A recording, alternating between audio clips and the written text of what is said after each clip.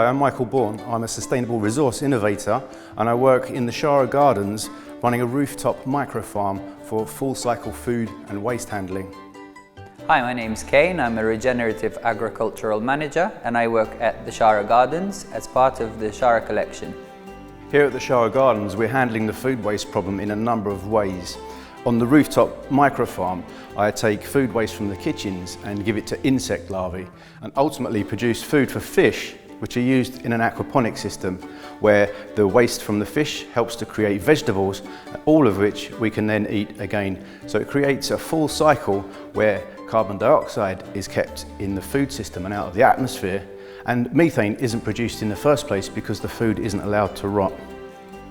Over at the Gardens we use a farm to fork concept, which doesn't only mean that we save on food miles, but it also means that we can save on food waste because we can grow fruits and vegetables right to the demands of our kitchens. And the key thing is we're saving both food miles and waste miles, so there's manifold benefits to the way that we're approaching it.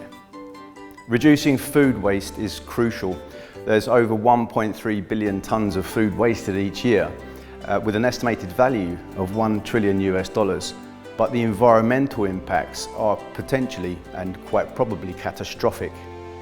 And this is quite a thing because we often consider the way we travel and the emissions we emit in our travels, but we don't often consider the emissions we produce, such as CO2 and methane, when we waste food.